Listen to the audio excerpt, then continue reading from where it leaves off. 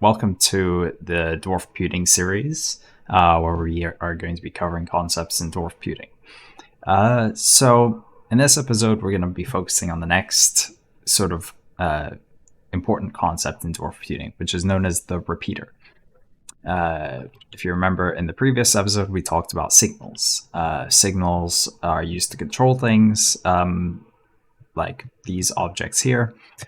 Now, very often you'll want to have a repeating, alternating signal source to, for example, control things like doors or floodgates that might regulate water flow, or automatic trash compactors, those sorts of things.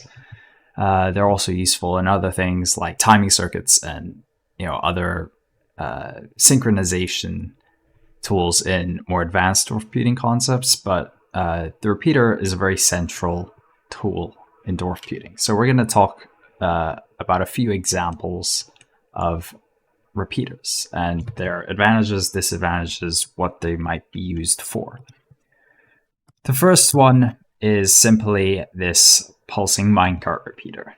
We're going to explain how that one works. So this pressure plate is linked up to this door. This is the sort of source of the signal, so to speak. So how it works is basically this minecart is on a roller that is pointing upwards. This roller points downwards. The minecart will be sent over the pressure plate and immediately back. Now, because of the pressure plate's refractory period, we can't just have it go back and forth, back and forth, back and forth, because then the pressure plate would never, depress. It would never have the time to come back to its initial state. So this pressure plate actually controls this gear assembly right here. As you can see, it's linked.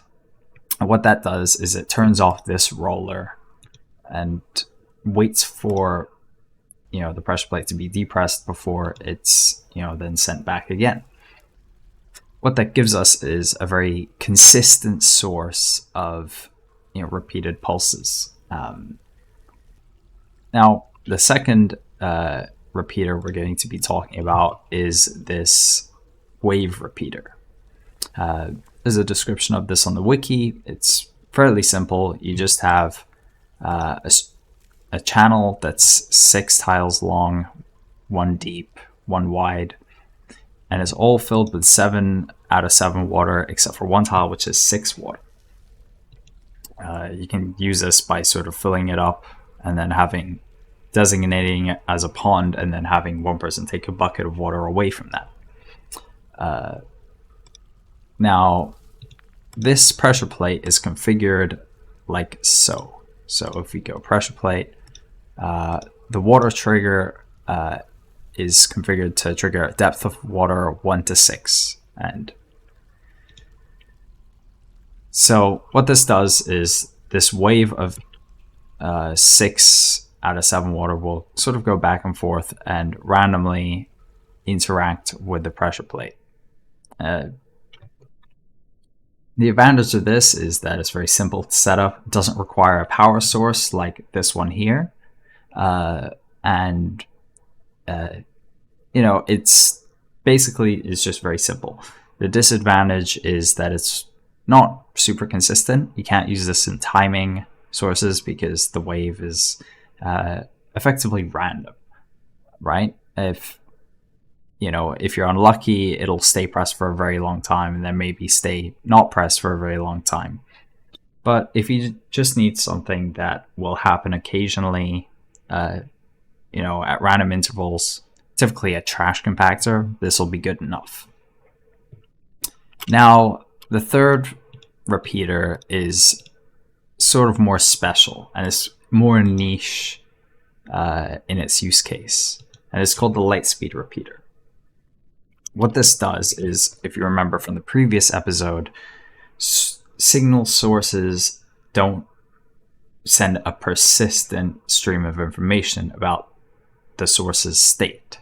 They send pulses when they change state.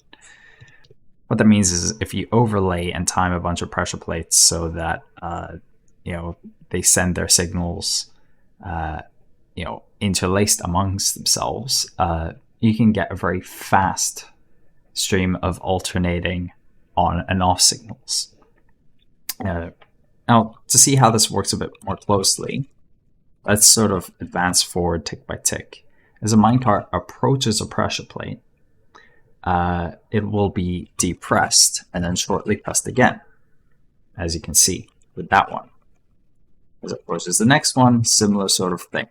And sort of by carefully controlling and by trial and error maybe, or by calculation, you can figure out exactly how long your track needs to be, how fast the rollers need to be going, and how many pressure plates you need and how to space them out.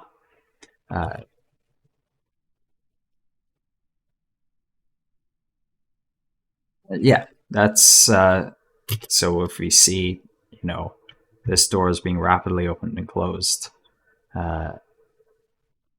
by this lightspeed repeater. Thanks for watching.